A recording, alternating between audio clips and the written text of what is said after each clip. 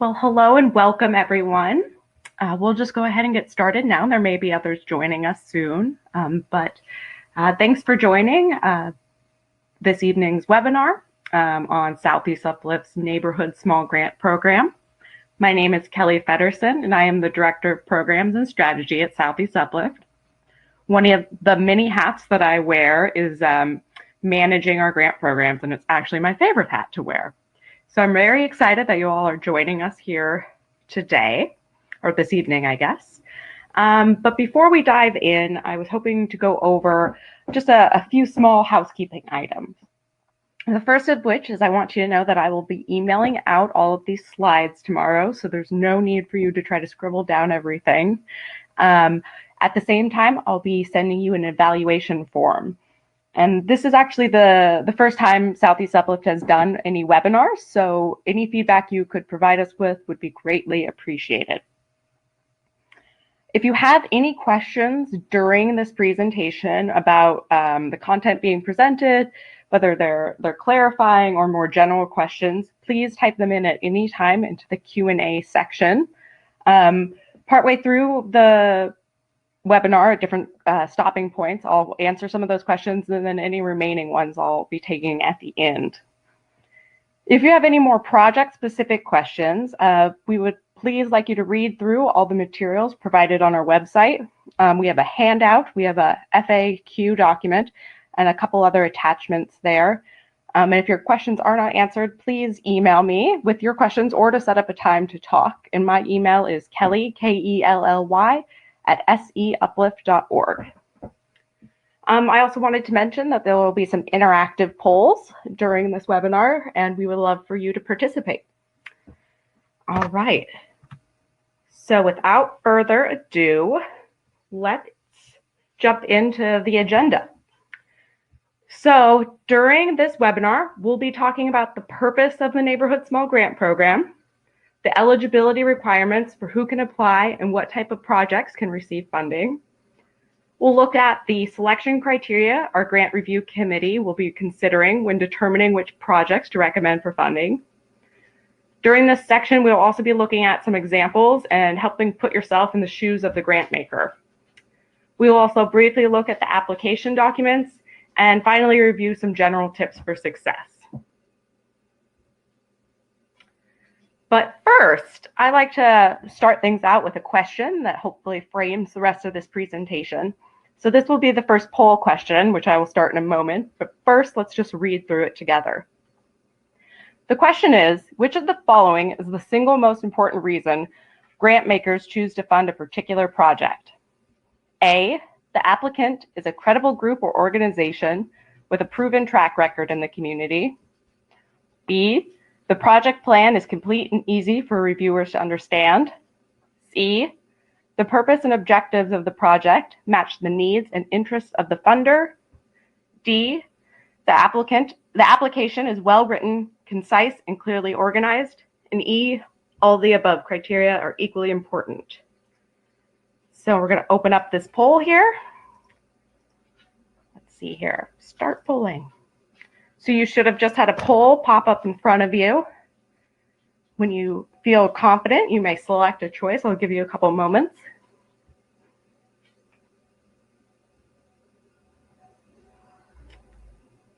Anyone else want to respond? Okay, we'll go ahead and close that poll. It looks like all of you actually selected E, which is that all of the above criteria are equally important. And this is actually kind of purposely a trick question. The answer is C,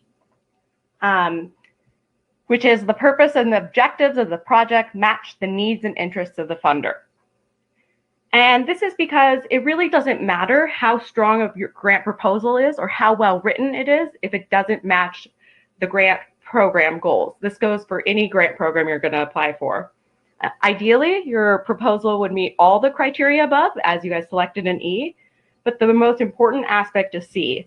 And really, every year, our grant program receives really great project ideas that are incredibly well written, complete, and compelling, but they do not match our funding goals, and we just can't fund them, which is always a huge bummer. So again, the most important thing is for your project to match the needs and interests of the funder.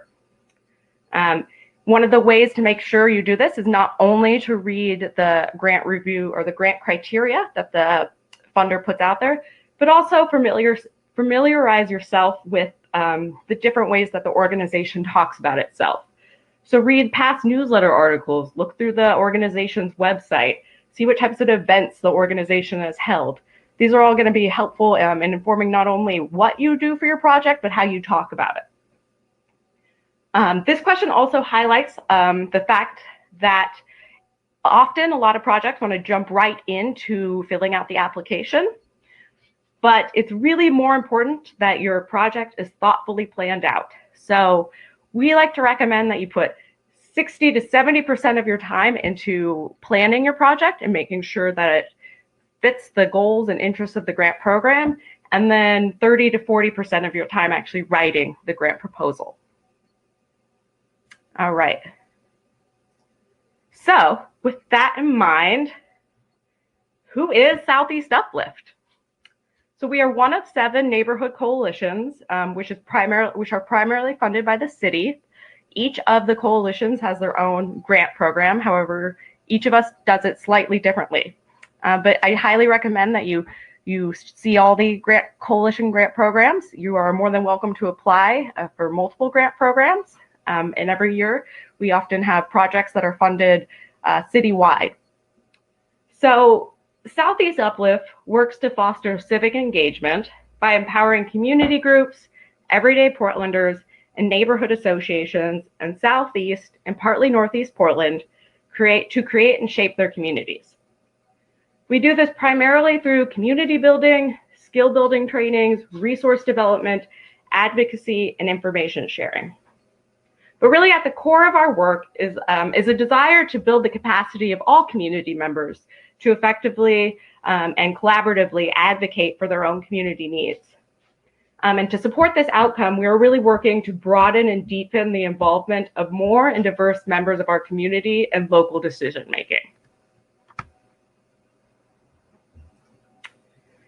So some of our core values are that we strongly believe in relationship building. We believe that personal connections and networks strengthen our communities. We often refer to this as the idea of social capital. We believe in community involvement and that organized neighbors can shape the future of our communities. We believe in grassroots democracy, which is the idea that we all have a role to play in determining the character and the future of our city. We believe in diversity and inclusiveness, which is the idea that the best solutions really can only happen when all voices are at the table.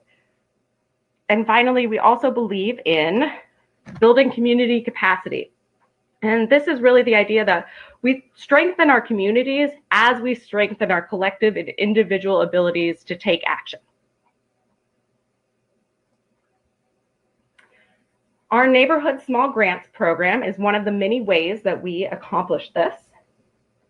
And it is primarily funded by the City of Portland, the Office of Neighborhood Involvement. This is the 11th year of the program. You can see all of our previously funded projects on our website, but a quick note is that we have refined our criteria, our funding criteria over the years. So a project that may have gotten funding in 2007 might not be competitive in 2018. Also, don't feel limited to what has been funded in the past. Every year we fund things that we've never received proposals about before. The program funds small collaborative projects that foster civic engagement, strengthen community capacity, and increase community voice. The program began in part in order to expand opportunities for community involvement beyond just attending city meetings, and to provide ways for people to contribute to their communities in a hands-on and practical way. This year, we have over $24,000 available, and each grant proposal can request between $300 and $4,000. One of the more unique things about this program is that it's really designed with the idea of not only creating great things in the community, but have the process within itself build the capacity of the community and strengthen those project leaders. So we provide a lot of hands-on support during both the grant writing process, and then if projects receive grants, or if applicants receive grants, we also are available for support. During the grant writing process, not only do we provide webinars like this, but we are also available to give input on project ideas, to review draft applications, or to help you think through some of key aspects of your project. So if you've never done a project before that requires a permit, or if you have no idea how to go about contacting potential partners and you want support or to talk about that prior to submitting your application, we are available to help you think through that. If you get the grant, we hope to work with you beyond just being a funder, but more of a partner. So if you run into any barriers during the project, we are there to support you. We also actively want to collaborate with you in producing said project. A couple quick notes about the program in and of itself. You'll notice from these charts that it is a competitive grant program. Over the past couple of years, we have received roughly probably 4 times the amount of applications than we are able to fund. We have limited funds available, and the average award is close to $2,400.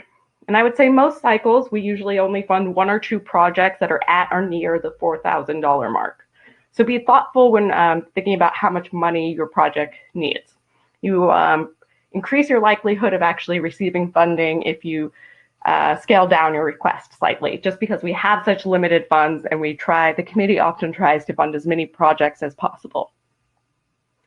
Another thing to notice is that although there is no matching requirement with this grant, the projects that we fund generally are able to leverage the funding we provide them 4 to 1, meaning that often for every dollar that we give a project, they are able to contribute additional $4 worth of value using in-kind donations, volunteer time, and other financial donations.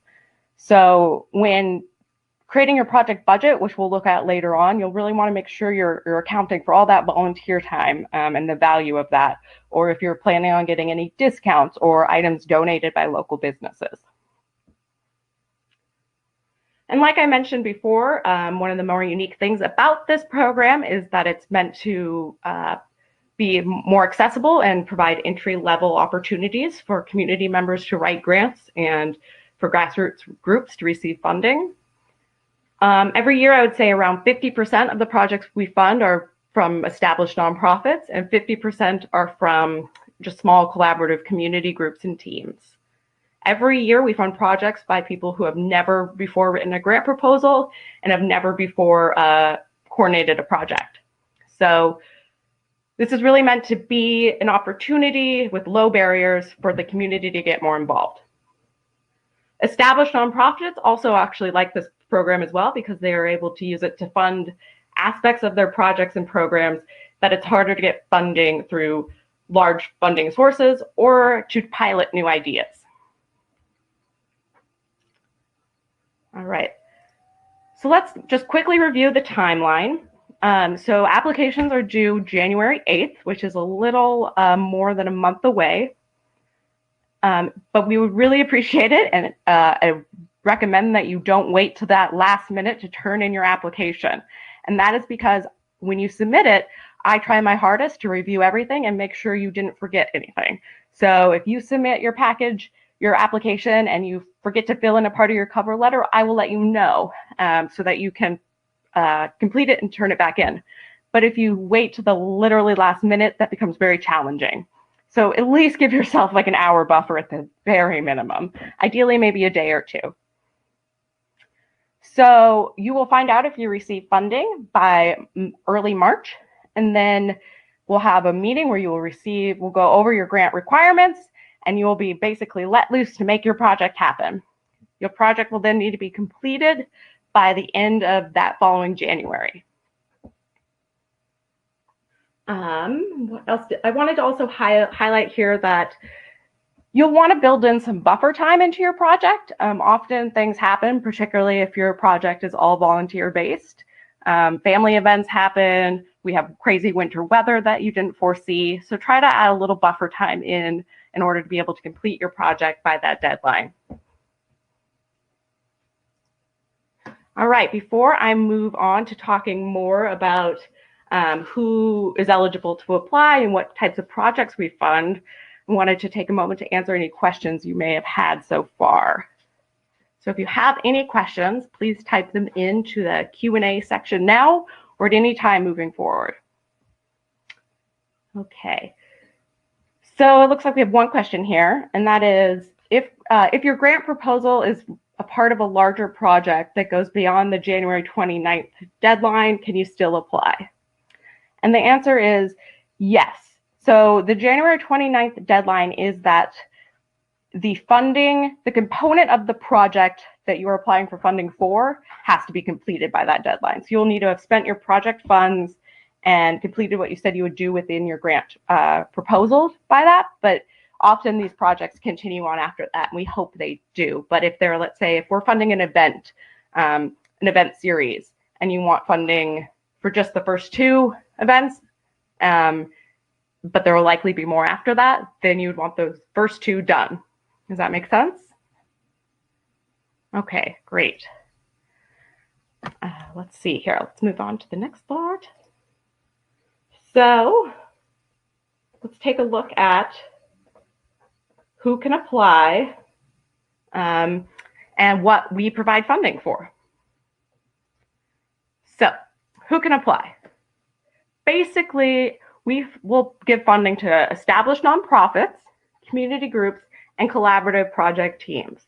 This means basically you just can't be an individual. If you are an individual with an idea, recruit some other people to be involved. And what we mean by a community or project team is that they need to be collaborative, which means that they need to be a true joint effort with multiple team members willing to share ownership, decision-making, and responsibility for tasks.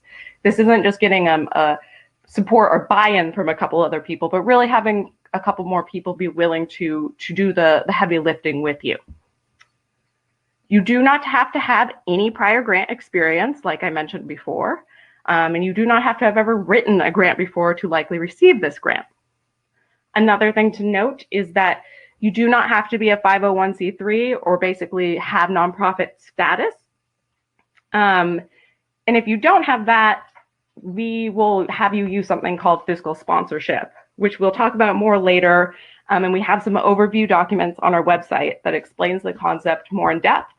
But the key thing to know is that not being a nonprofit or not having nonprofit status shouldn't be a barrier for you to apply. We've tried to make it as easy as possible. And if you ever have any questions around fiscal sponsorship, please do reach out.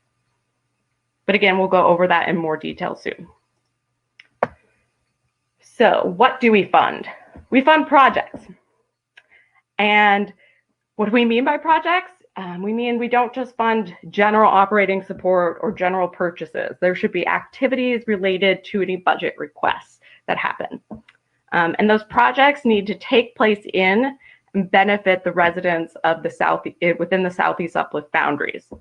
And basically those boundaries go from I-84 to Milwaukee and from the river to either 82nd Avenue or I-205.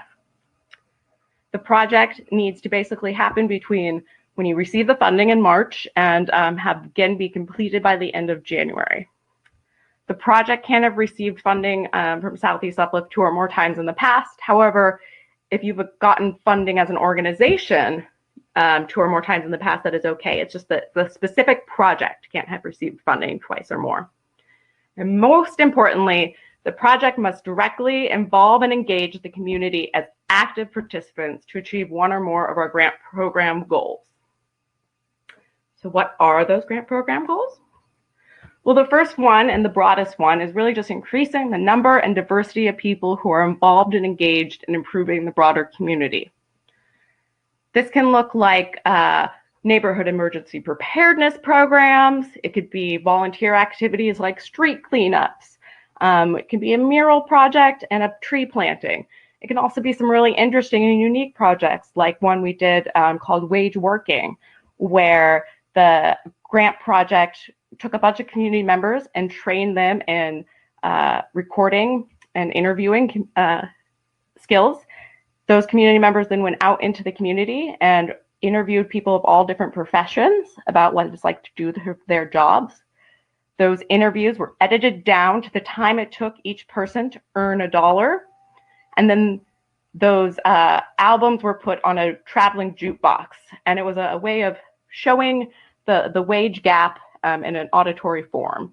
And then they held some discussions around that, around that topic for when the jukebox was traveling around. So it was at, I think, 3 different locations. And at each location, when it moved there, they had a small event. So these can look like a wide range of things. But again, it's all about increasing the number and diversity of people who are basically civically engaged or engaged in broader volunteer activities in their community. The second goal is to strengthen community capacity to create change by building community leadership, identity, skills, relationships, and partnerships. This often takes the form of doing community trainings or having opportunities for community members to gain skills in specific things that will help them be better activists or community organizers. So a recent project that we funded was called the Jade Journal. It worked with 5th graders at Harrison Park Elementary and taught them journalism skills. Those students then went out and basically wrote articles about their experience living and going to school off of 82nd Avenue and what they thought of their community. Those stories were then put into a publication that the students distributed around town. The idea being that now these students have built not only their skills in journalism, but also have a stronger voice and presence and know how to participate in civic processes. The third goal is to increase the community impact on public decisions and community life. So this often looks like opportunities for community members to get together, to define their vision for their community and organize for change. It can be campaigns, information sharing. We funded community walks, community input boxes, and some, again, interesting art projects that looked at equity and community organizing.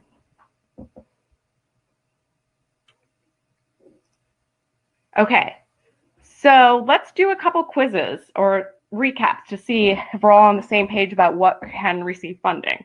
So we'll do 3 of these, and they're just really quick. There's not necessarily, I don't expect you to get 100% on this, but it's a good way to put these ideas into practice. So the first one is Stumptown Middle School requests funds to purchase new computers for their library so that students have better access to updated technology. Based on what you just learned, is this project eligible for funding through Southeast Uplift's grant program? Well, I will open that poll. Go ahead and select the answer that you think is correct. Okay, it seems like the majority of you thought that it was not eligible for funding, and that would be correct. The reason why this project or this request isn't eligible for funding is it's not a project. It is asking for us to fund a purchase. There's no concrete project or program related around it, no activities that are established. This sort of request could be shaped into something that would be eligible, but as written, it is not.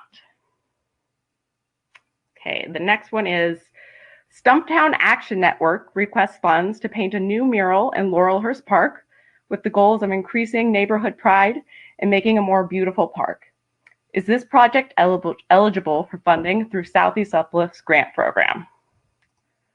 So I will open up this poll here.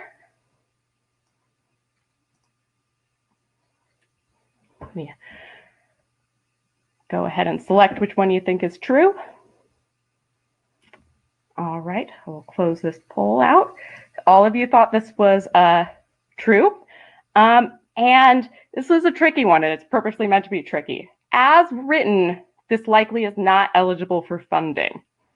And that's because if the core goals of this, or the only goals stated, are to increase neighborhood pride and making a more beautiful park, those aren't clearly connected to our grant program goals.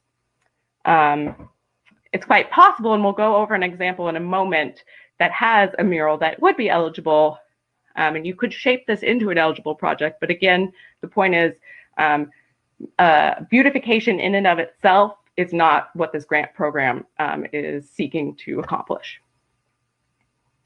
All right. So the last one here is, a group of 3 community members requests funds to host a series of events about how community members can work to reform our criminal justice system. Is this project eligible for funding through Southeast Uplift's Neighborhood Small Grant Program? Go ahead and select what you think is the answer.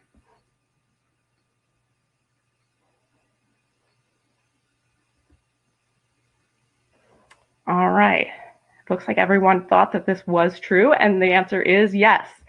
This one clearly has a group of members participating. It is a project. Although they don't say where it is going to occur, we can assume that it would be within the boundaries of the coalition.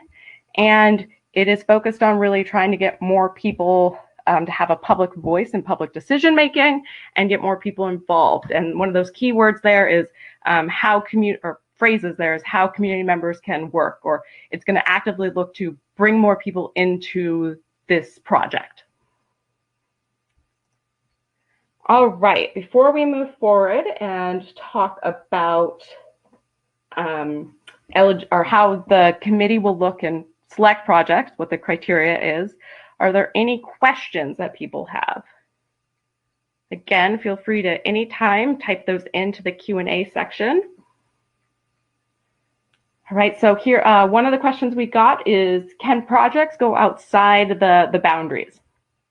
And I would say yes, in some cases. So we do occasionally fund projects where parts of a project go outside the boundaries. An example of this might be a guided walking tour about transportation infrastructure, where a few of the stops are in East Portland. That's something we may fund. Or a grant proposal could be part of a larger project that has some events that are outside the boundaries, but the application is only requesting funding for the events happening within those boundaries. That's another option where you'd be eligible. Let's see, another question we got is, can we request funding for an aspect to a continuing project? And again, this is potentially a yes. If there's a part of the project that you can kind of make a concrete project almost even within itself, or talk about how you'd be using this funding to really take your already continuing project to another level. And this might be one of those questions where it makes sense for us to talk in one-on-one or over the email about your specific project idea, so I can provide you more specific advice. Another question we got is, do participants have to live within the boundaries? And the answer is no. We don't expect you to require community members who get involved or attend your events to live within the boundaries. We would like you to maybe target some of your outreach to the areas within our boundaries, but again, that's not required necessarily. Any other questions? All right, great. Okay, so let's go over a bit more about how the selection process works and what the committee is looking for. So our grant selection process is that we use a volunteer committee of community members who read all of our applications. They usually put in around 40 hours doing this, and they score each application using a rubric. And we're going to kind of go over what that rubric criteria is in a moment, but I also want to mention that your score doesn't necessarily dictate whether or not you receive funding, because we take all the committee members individually score it, and then the committee comes together and uses those scores to guide the conversation. But we also, during that conversation, look at some distribution of funding, make sure that like we're not just funding projects that are happening in certain geographic areas or projects by certain types of community groups. So although the rubric does guide it, it is not the exclusive or things that are taken into consideration. Okay, so what is that kind of scoring criteria they'll be looking at?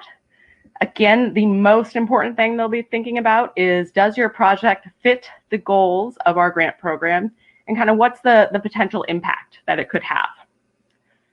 They'll be looking at, you know, how does this project create civic engagement, build community capacity, or increase the public's voice? And does the project make a compelling case for how it does so? They'll also be trying to see, are these goals central to your project, or are they more of an add-on? They'll also be asking themselves, is this project important? Have you made a case for why it's meaningful? And have you kind of sold them that it's important to have happen? They'll also be looking at the community engagement aspects, and they'll be seeing, you know, does the project directly involve and engage the community?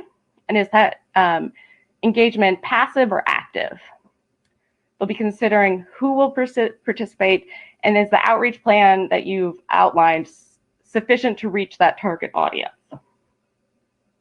They'll be looking at the feasibility and your project budget.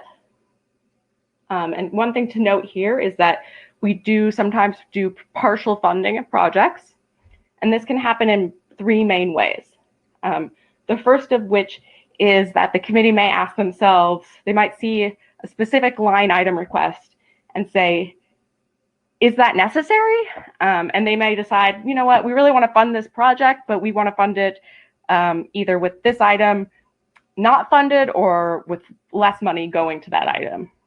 And this might be something like if you're requesting $2,000 for food for an event and you weren't seeking any donations, the committee might say, in our experience, it's very feasible to get some community, some restaurants and to donate food for events. So maybe we'll only fund 50% of that budget line item.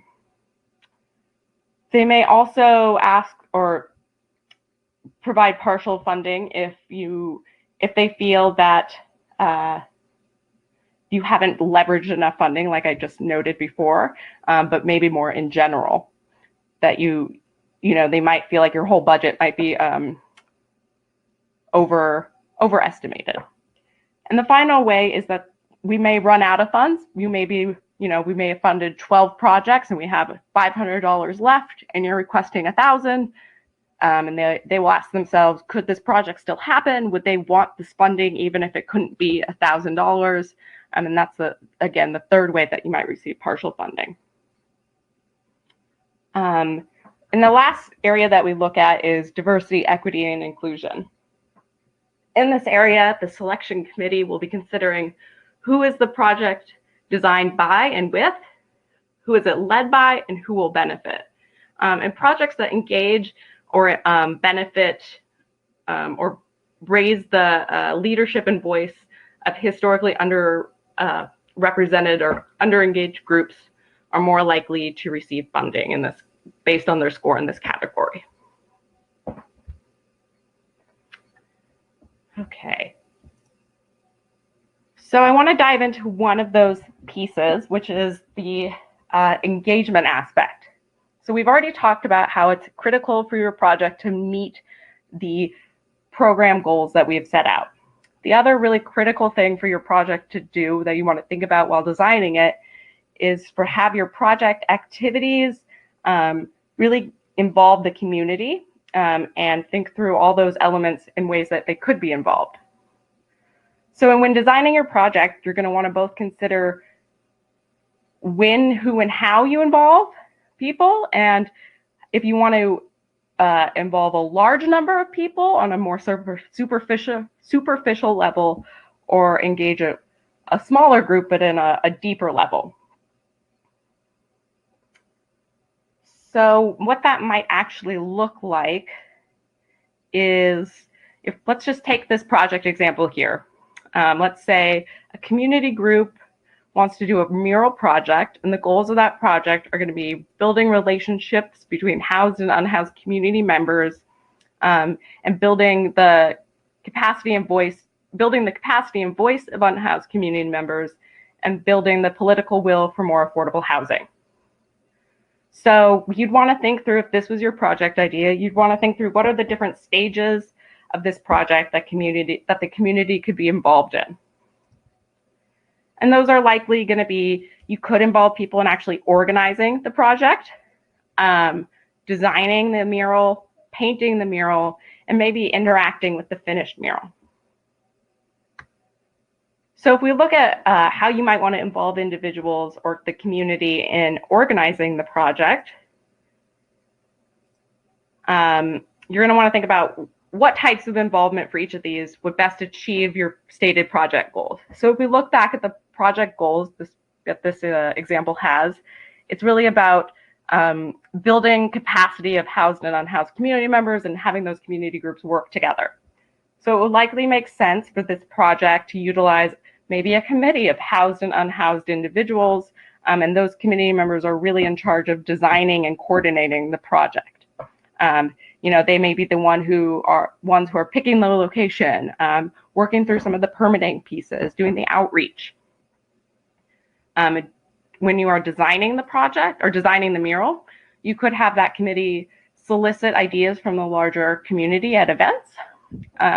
You could have them, and then you might allow everyone in the community to submit ideas online, maybe around a theme that you picked, like what home means, since you're looking at issues around housing. And then you could have that mural artist work with committee members to design the mural based on those submitted ideas. When you're painting the mural, if we look at what your original goals are, it might make sense to partner with some additional community organizations that have housed and unhoused community members to host community painting days. You could also invite the general public to those days and really help bring and facilitate housed and unhoused community members meeting each other and interacting. You might also, if you wanted to have part of this project be about building political will for more affordable housing, you might add some postcard collections to your painting days where community members fill out some postcards to elected representatives advocating for a specific housing policy. And finally, you could potentially have the event or the project include some interactions with the finished product. And this might be having a completion event where you have community speakers come up, you allow unhoused community members to really use their voice and talk about what their experience is like. You may invite different political officials to that event, and you could even potentially have some sort of ongoing hashtag campaign or social media campaign that is utilizing the mural so that community members continue to think about what does housing look like in our community. So again, the purpose of illustrating this is when designing your project, you need to not just say what your goals are, but make sure those goals are incorporated throughout how you've actually designed the project and that you've thought about really community involvement at all levels of your project. To get funding, this example project likely wouldn't need to have all levels of these different types of engagement with the community, but ideally they might hit 2 of them to receive funding. If they feel like they have the capacity, they might try all of it. All right. Is there any questions around some of the selection criteria and what the committee is looking for when choosing projects to fund? No? All right, then we will keep moving forward and talk a bit actually about, whoops, I think I actually, hold on, skipped around here. Okay, your actual application. And this will be pretty quick because a lot of these notes are in your handbook. But some things to note here is that we have deliberately made this a very short application. At maximum, I believe it would be a cover page, a narrative that's up to 3 pages, a budget document, a single attachment, which is just usually a quick form, which we'll go over in a moment. And then if you have any partnerships, those partnership letters. So for most projects, this is going to be really just 3 pages of writing, a budget, and like 2 forms filled out. It really shouldn't, it takes different groups anywhere from, I would say, 2.5 hours to maybe 6 hours, and most usually to actually complete. And again, we keep it small and we don't allow additional attachments to try to level the playing field, and not just have it so that organizations with paid staff who are grant writers get funding, but that again, there's a low barrier of entry and any community member who is working with others to do a collaborative project could apply. Another thing I want to point out is that you can kind of think of your application as a blueprint and a living document. It doesn't have to include every single detail, for example, what your outreach materials will say, but rather where you'll be doing your outreach and kind of maybe some of the general core things you'll be thinking about with outreach. You don't have to have all your donations secured, but rather note who you're probably going to be reaching out to secure those donations. And we also realize that things change. So if you get funding for some very specific things, how you outlined in your proposal, and things change, we'll work with you to make sure your project is still feasible and you're able to accomplish the goals you had in mind. So we'll quickly look at the cover page. And just a couple things to point out here is that you'll want to, if you're not part of an established organization and you're doing a project team, you'll still want to have give your project team a short name. You'll also want to note if you have any official partnerships, and if you do, you'll attach partnership letters to the back of your application, and we have an example partnership letter on our website. And then an important other piece is please include a standalone short description of your project. And if you're awarded funding, this is usually the summary we would want to put online. So have it be complete sentences, no bullet points, and try to cover kind of what is the project and what is it, what are the goals of it. So you're going to host a series of events that will be about XYZ, and the point of the project is to accomplish, ABC. Doesn't have to include everything, but just something that's tries to capture the general purpose. The narrative, again, can be up to 3 pages. It has 6 questions, and most of the narrative is actually going to probably be around question 1. So questions 2, 3, 4, 5, 6 may only be a short paragraph, and you'll probably spend the bulk of your time on question 1, which is again because it's your opportunity to describe your project, its goals, and its anticipated outcomes. And this is really your chance to really make a connection between what you're doing and why it's important and how it relates to our grant program goals. And one thing I like to encourage applicants to do in this section is something called 3 whys. So when you're talking about why your project's important, ask yourself why 3 times. So you may say, let's say you're doing a mural project, and you're saying, why is this important? It's important because it's important to have community members work together on this collaborative project. Okay, why is that important?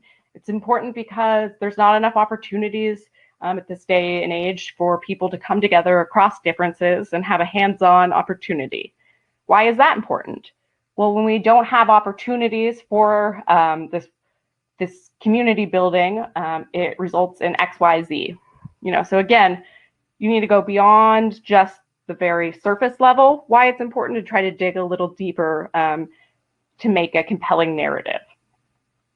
And again, this is why you're trying to convince the committee, who is reading up to probably 40 of these, that your project's important in general, and that they should pause and consider this and be an advocate for this project getting funded. A couple other things to note is that you will want to tell us who's going to be participating in your project, and and how they will be participating. Again, this is where you're really going to talk about all the different ways that you're going to have active community involvement, how you're going to recruit those participants.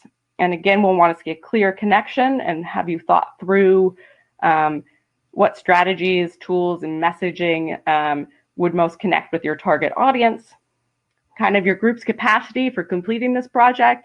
This doesn't have to be your whole organizational background, but rather something along the lines of if it's just a community group. We have one of our project team members has a background in XYZ, which will be helpful. Another one has a background in XYZ. We've previously done these types of projects. We're confident, and we have these types of relationships we'll be utilizing, those sorts of things. You want to include just a very basic timeline for your project, which is the point of this is to highlight that you thought through the different things that are going to need to be accomplished and in kind of what order you're going to want to accomplish them in. And then finally, there's an opportunity to give some narrative around your budget. And this is really important, particularly if there are items that you think might need a little more description about why they're important. So if you're requesting, let's say, funding to go to bus passes for some of your volunteers, this would be your chance to really tell the story about why that's important and critical for your project's success. Again, you'll have a chance to do a budget. And in your budget, you're going to want to both say what you're requesting funds for, but also note any leveraged funding. So again, this is where you would note if you're getting any in-kind donations and any volunteer time you're going to be using, or if you have other financial donations coming in or that you plan to seek.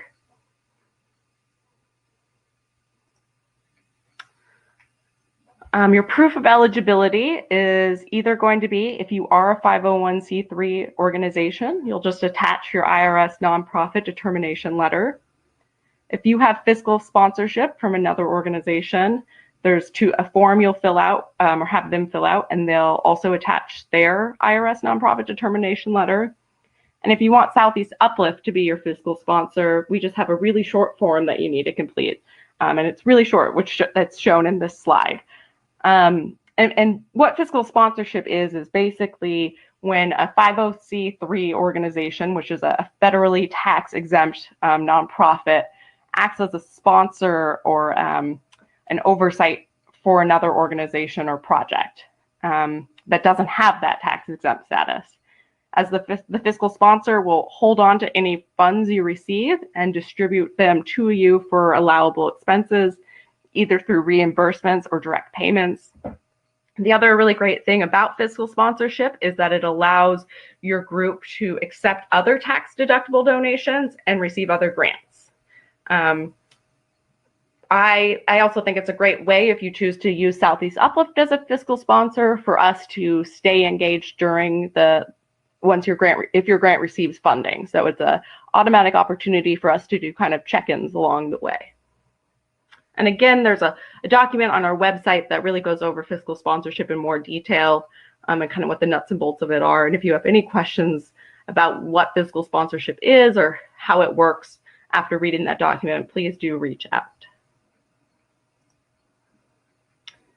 Okay, so some quick tips for success that we've already kind of touched on is the idea of, you're really going to want to make sure your project fits the goals of this grant program. It's surprising how often people want to move forward with applying when this isn't true. So put some time into this, make it worth your while to apply by crafting your project thoughtfully and deliberatively with our grant program goals in mind. You're going to want to include specifics, but also try to be concise.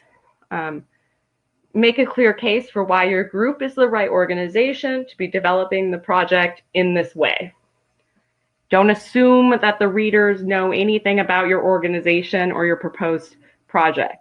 So you're going to want to share kind of any relevant background information concisely and explicitly. Have a friend who knows nothing about your project idea or a family member read over your proposal before you submit it. This is a great opportunity to make sure that you're catching any things that seem clear to you, but the general public may have no idea about.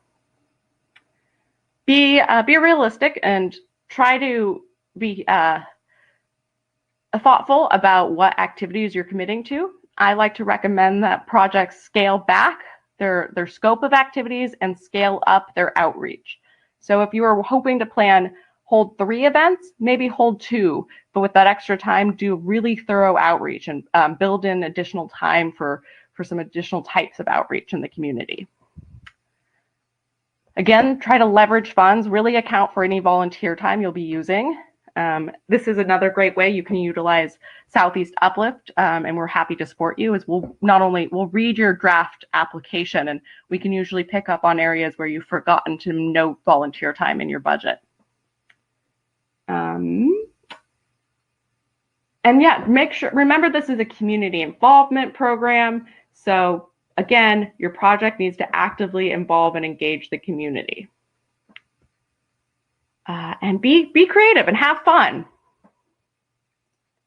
All right.